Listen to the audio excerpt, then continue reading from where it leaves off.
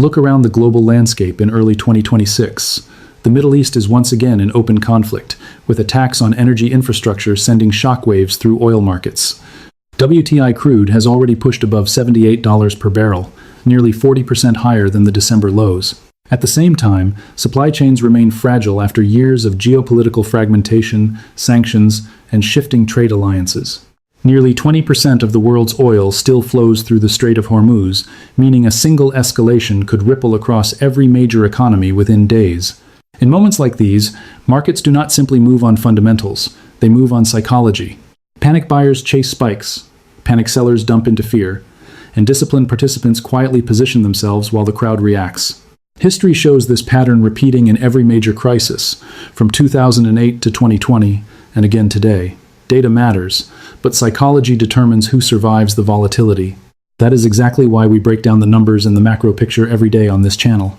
If you want clear, data-driven analysis without hype, consider subscribing to GB Economy, because preparation always beats panic in markets like these. If the global backdrop is this tense, the next logical question is simple. What is silver actually doing right now? As of the latest session, Western spot silver is trading around $82 per ounce. After pulling back from the $84 level earlier this week, and briefly touching $81.90 during the intraday sell-off, that move may not look dramatic on a long-term chart, but on the lower time frames the structure is still weak and unclear. Momentum has cooled, liquidity remains uneven, and short-term price action is being driven heavily by macro triggers such as US dollar strength and incoming economic data. In other words, this is not a clean technical environment. Chasing price in conditions like these often leads to bad entries and emotional decisions. For that reason, the disciplined view is straightforward. This is not an ideal moment to open new positions, especially if leverage is involved. When the tape is noisy and direction uncertain, patience becomes the edge, not activity. But while the short-term price action in Western markets looks uncertain, the physical market in Asia is telling a very different story. As silver trades around $82 per ounce in Western spot markets, prices on the Shanghai Futures Exchange closed near $96, while Shanghai physical spot hovered around $94 during the same session. That creates a premium of roughly $12 to $13 per ounce between the East and the West. In commodity markets, a spread of that size is not normal. It signals a divergence between paper pricing and physical demand. Asian buyers are effectively willing to pay far more for actual metal than the price discovered on Western derivatives exchanges. Historically, these types of gaps tend to appear when physical supply tightens or demand accelerates faster than the paper market can adjust. In other words, the price printed on screens in London or New York may not fully reflect what real buyers are paying on the ground in Asia. And once you look beneath the price spread, the inventory data begins to explain why that divergence exists. Physical silver is leaving exchange vaults at an unusually fast pace across multiple markets. On the Shanghai Futures Exchange, inventories dropped by another 22 metric tons in a single trading session, equivalent to roughly 710,000 ounces, pushing total SHFE holdings down to about 8.768 million ounces. That alone would be notable, but the broader trend in China is even more striking. Data from the Shanghai Gold Exchange, SGE, shows that 115 metric tons of physical silver were withdrawn in February, compared with an 8-year seasonal average of only about 62.5 tons for that month. In other words, withdrawals were nearly double the normal pace. When January and February are combined, total SGE withdrawals reach 436 tons, the highest level ever recorded for that 2-month period in the exchange's dataset. At the same time, similar pressure is visible in Western vaults. The COMEX reported roughly 3 million ounces of silver leaving registered inventories in a single session, reducing registered stocks to around 87 million ounces. When SHFE, SGE, and COMEX inventories all decline simultaneously, it suggests a coordinated global pattern. Physical metal is steadily draining from the system. Taken together, these numbers point to the core issue.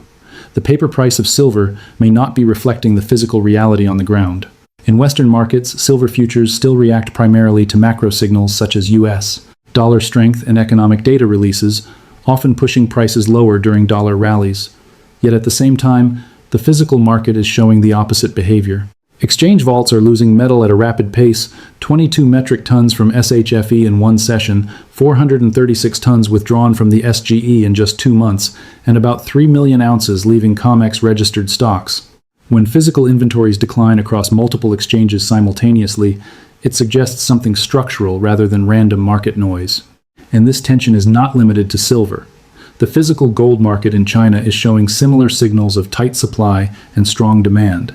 Several major Chinese banks, including Industrial and Commercial Bank of China, ICBC, and the Agricultural Bank of China, have recently listed investment gold bars as sold out on their mobile trading platforms. In some cases, certain products are no longer being offered to retail clients at all.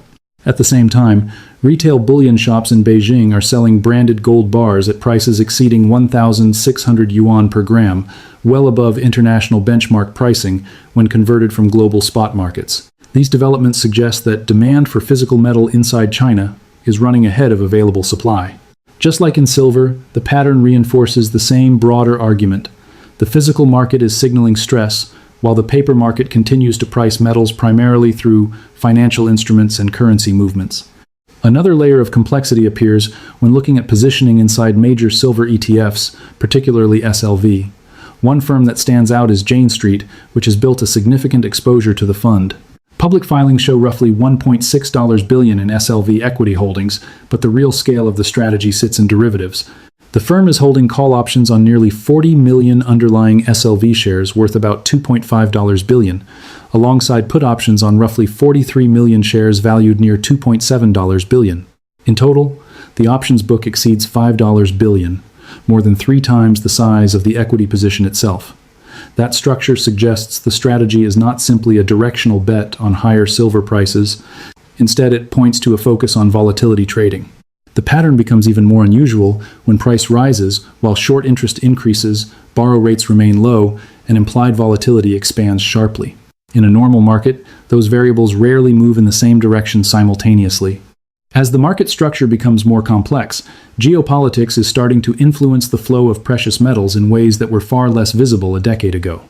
A clear example emerged in March 2026, when Venezuela's state-owned mining company Minervan signed a deal to supply between 650 and 1,000 kilograms of gold door bars to commodities trader Trafigura, with the metal ultimately shipped to U.S.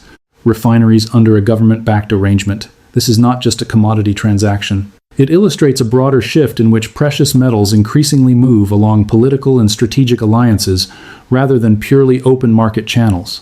Instead of flowing through traditional global trading routes, the gold is effectively being redirected into a specific geopolitical supply chain.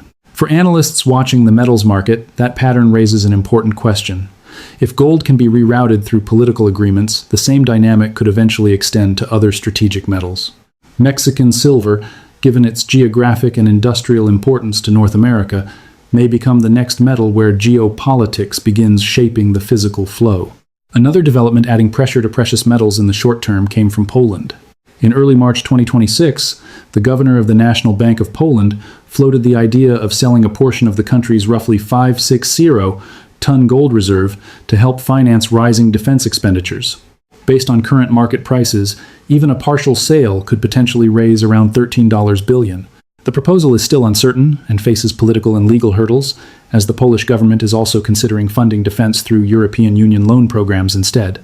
However, markets tend to react immediately to the mere possibility of new supply. Within hours of the news hitting financial wires, precious metals prices pulled back as traders priced in the risk of central bank gold entering the market. Whether the sale actually materializes is still unclear, but the reaction itself reveals something important.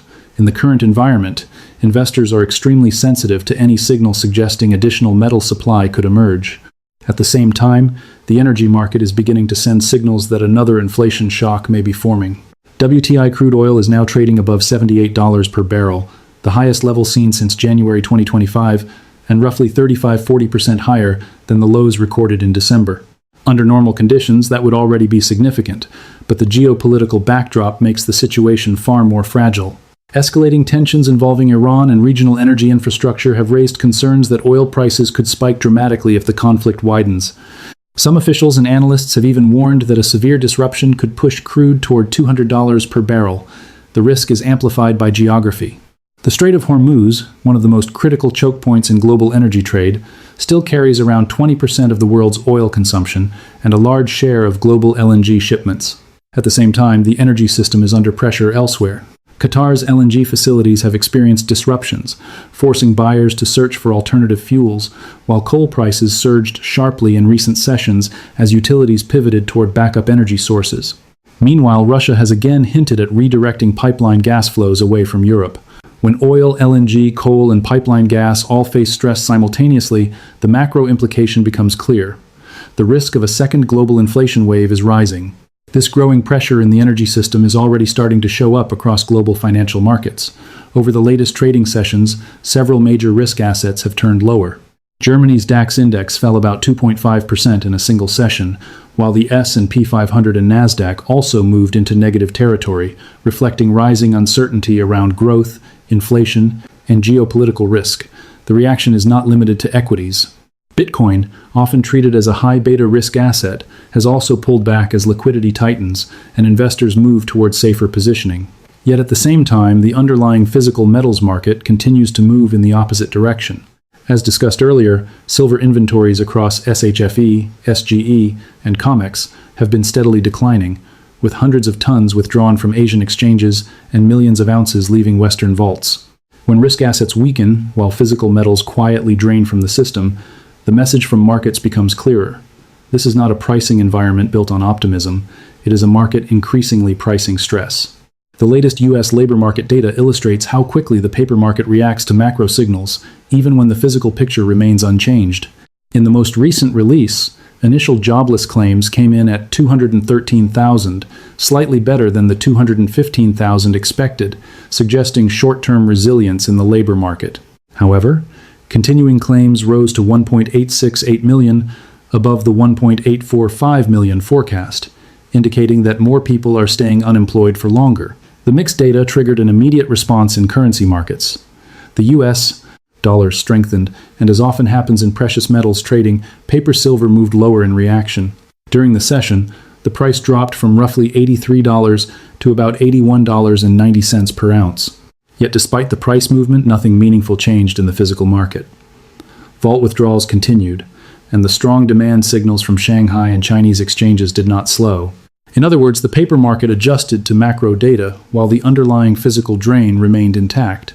Moments like this are also where trading psychology becomes the deciding factor. One of the most common mistakes investors make is expecting markets to move in straight lines. Someone buys silver at $80 and immediately expects $100 without any pullbacks. When the price dips to $82 or $81, panic sets in, even though volatility is normal in every major commodity cycle. The second mistake is FOMO. Silver rallies from $80 to $86, and suddenly traders rush in near the top simply because they feel they are missing the move. When the inevitable correction arrives, they freeze or double down emotionally. The third and most costly error is confusing a belief with a trading plan. Saying, silver will go higher, is not a strategy. A real trade requires structure before the position is opened. That means defining an entry level, a stop loss if the idea is wrong, a profit target if the thesis plays out, and a clear time horizon for the trade. Just as important is position sizing. The position must be small enough that you can hold it through normal volatility without losing sleep. Without these elements defined in advance, traders are not executing a plan, they are simply reacting to the market in real time. All of this leads to a clear strategic takeaway. In the short term, silver still faces pressure from macro forces, particularly the strength of the U.dollar, and the reaction to key data releases, such as non-farm payrolls, NFP. If the DXY continues to push higher, paper metals could see additional downside volatility, just as silver briefly dropped from $83 to around $81.90 following recent U.S. labor data. Short-term traders therefore need to watch how the dollar behaves after each major economic release. But the long-term signal remains elsewhere. Across the physical market, inventories continue to drain from major exchanges. We have already seen 22 metric tons leave SHFE in a single session, 436 tons withdrawn from the Shanghai Gold Exchange in the first 2 months of the year, and roughly 3 million ounces exiting COMEX registered stocks in one day. Those are structural indicators, not daily noise. So the strategy is straightforward. Monitor DXY and NFP for short-term direction, but keep your eyes on the bigger story, physical silver steadily leaving the global system. In the end, the message here is simple but critical. Invest with logic, not hype. Markets like the one we are seeing in March 2026 are driven by complex forces, currency movements, geopolitical shocks, and structural shifts in physical supply. Short-term volatility such as silver moving between $84 and $81.90 can easily trigger emotional reactions, but disciplined investors understand that patience is often the real edge. The most important signals right now are not social media narratives or temporary price spikes, but the underlying data: 22 metric tons leaving SHFE in one session, 436 tons withdrawn from SGE in just 2 months, and millions of ounces draining from COMEX vaults. Those numbers suggest a deeper structural story unfolding beneath the surface. And that leaves us with one open question. If the US dollar continues to strengthen and paper silver faces more pressure, will the physical drain accelerate even further? That is the scenario worth watching. Thank you for watching the video, and if you have a different perspective, feel free to share your thoughts in the comments.